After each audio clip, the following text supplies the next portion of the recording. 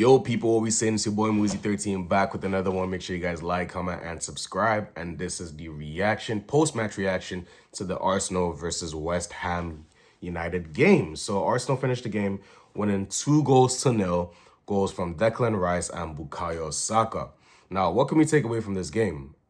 First, intent. I love that starting lineup that Arteta decided to go with. He went with the back four of Timber, Saliba, Gabriel, Calafiori, which has been solid this season with Raya and Go, obviously. He decided to switch it up in midfield, so we've been seeing Rice and Zubimendi play in midfield. He switched it up. He decided to give Zubimendi a rest, and he went with Rice, Eze, and Odegaard, which for me was like, okay, happy days. We're about to tuck in. We're about to have a meal. We're going to enjoy it. Because for me, like, playing a team like West Ham, who are 19th in the table, you know what they're going to do. They have Nuno Espirito Santos now. It's no more Graham Potter, who's maybe trying to do expansive football with West Ham.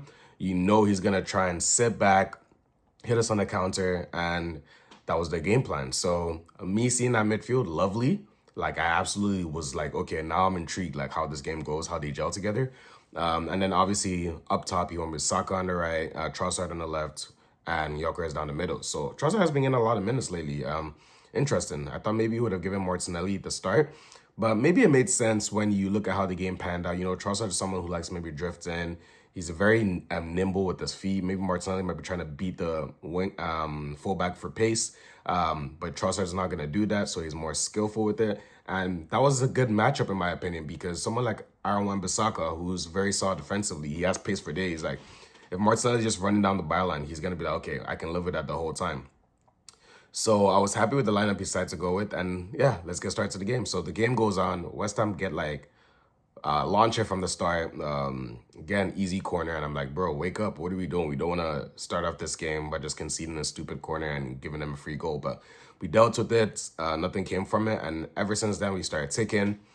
Took us a bit to get into the game, about 10, 15 minutes, but we slowly got into the game. And then we started playing our football. And I just loved the way we were playing. Odegaard was dropping deep, trying to pick up the ball. And it was looking more like Rice was playing the 6, Odegaard was playing the 8, and Eze was playing the 10. So for me, perfect balance of profiles in that midfield. You have Rice who can lock it down by himself. He's the anchor in that midfield, solid defensively. He's not going to let anything really get past him. And Odegaard dropping into the 8, playing more of that creative role, while Eze was more the final third player. It was a bit frustrating for me seeing Odegaard go off injured again. Like, I feel like he's had a tough break to start the season. He's gone off injured in 2 different first halves before this game. I think it was against Leeds and I forget the other team, maybe Nottingham Forest, where he had to go off early. And today, again, the same thing happened. There was a clash in knees with, I think, Crescencio Somerville from West Ham. And Odegaard couldn't shake it off. He tried to play on, which for me, fair enough. Like, they would try to make the subs earlier. Arteta was like, yo, well, let's make the sub. Odegaard was like, just give me a minute. Just give me a minute. Let me try and stick through it. Unfortunately, he couldn't, so he had to come off.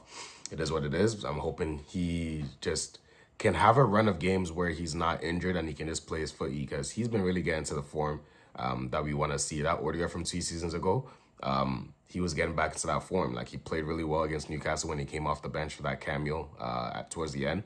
And against Olympiacos in midweek, he was the man of the match. So unfortunately to see that, but hopefully he's good and he's back when the international break is done. So Odegaard goes off, and he brings on Zubimendi, and Rice is Zubimendi anchoring the midfield now with Eze in the 10. And honestly, I felt like there was an uptick in the way the tempo was playing. Zubimendi is the tempo dictator. He likes to keep things ticking. He's going to move things around, and he was playing some quick zip passes, making sure everyone was moving in the right places and everything. Honestly, Zubimendi had a beautiful game. And honestly, let's talk about the first goal. So first goal comes from some nice play in the midfield.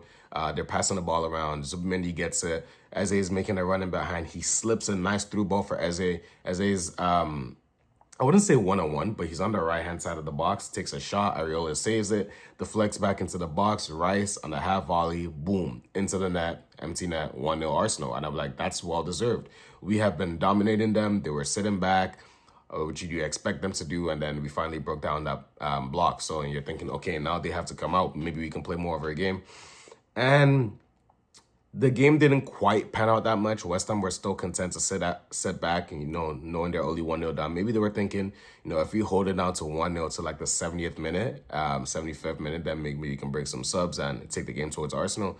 And obviously, the more the game is 1-0, you're just nervous, thinking, "Oh God, Arsenal, please don't mess it up." Like I'm having PTSD from the last 2 games we played against West Ham at the Emirates Stadium. So, but none of that happened. The second half comes after we're 1-0 up, and then early-ish into the second half, we get a penalty.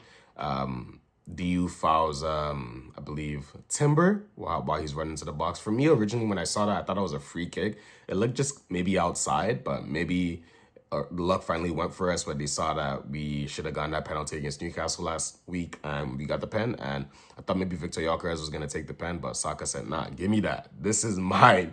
This is my team. Like, I'm taking the pens." And he scored. So Bukayo Saka marked his 200 Premier League appearance, sorry, with this 100 Premier League goal contribution. So he now has, I think, 50-something goals and 40-something assists, but in total, he has 100 Premier League goal contributions at the age of 24. Big up to Bukayo Saka. This is someone who started at left back, left wing back, and now he's playing right wing, and he's racking up the numbers. So hopefully he stays injury-free this season. I feel like last season was gearing up to have his best season ever in terms of production.